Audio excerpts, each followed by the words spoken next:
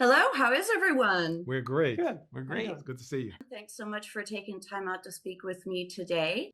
Peanuts being so iconic and with so many generations growing up with it, including myself. This is my vintage childhood Snoopy book behind me.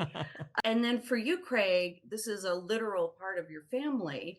So I just wanted to hear a little bit from each one of you about like your own formative memories of Peanuts and how that has inspired you and influenced you going into this project.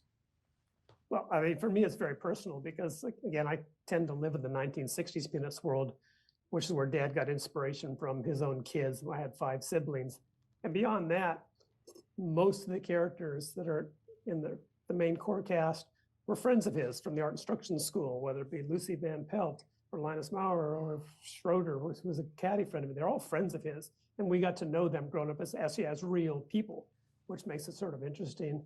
But then again, as I got older, you got to work on these specials. Now you get to actually play with the characters. Up until then, it was only my dad playing with the characters. And now he's gone, he hands that over to us. And now they're like little toys you get to play with and you can manipulate them, but you've got to stay within his universe. It would be easy for somebody else to come in and say, okay, well, I'm going to take Charlie Brown and make him kick the football. I'm going to make him fly the kite. And wouldn't it be funny if he did this?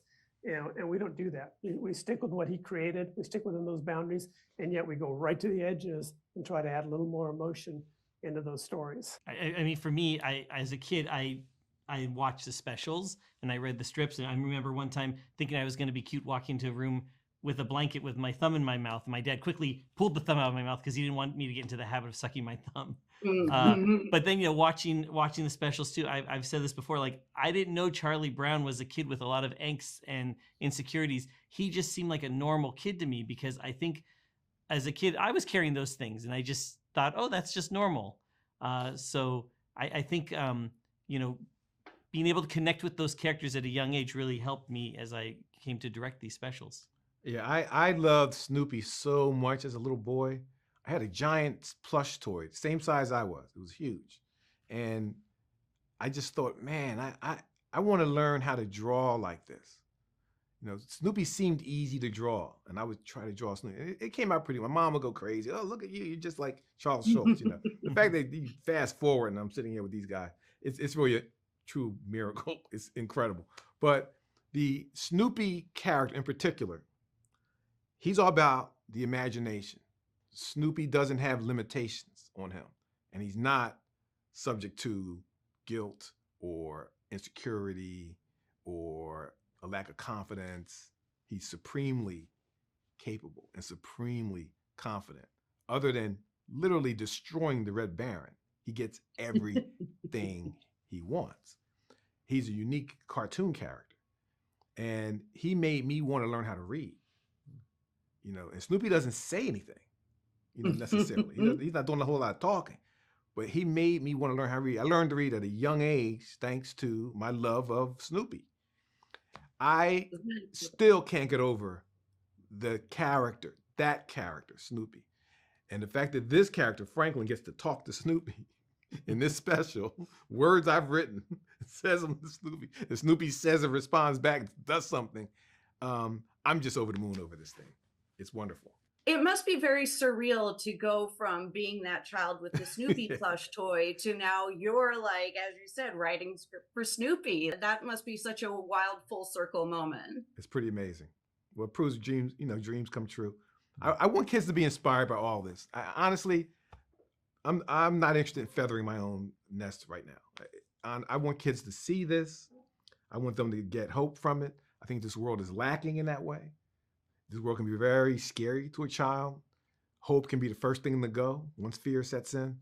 And I want to restore hope. I think that we've done something that stands a real chance of beating up the bad guy here. On this topic, I had wanted to ask you about the Armstrong Project, speaking about, inspiring young people. Right. Could you share a little bit for our readers about your involvement with that project? Yeah, Peanuts Worldwide shares a passion with me. We want to make it better for someone. We know how valuable young people are. Myself, Peanuts Worldwide. The Armstrong Project is just a way of grabbing this character, Franklin Armstrong, grabbing this guy, Robb Armstrong, and getting involved with students at two historically Black colleges, universities, Hampton and Howard, and giving a couple of interns a little money to make it easier.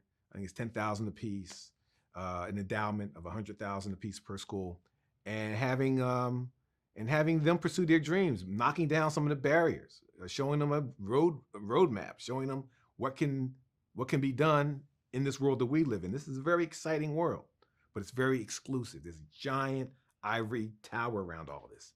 This is not a gate. There's a tower. This is not accessible. We want to make it accessible.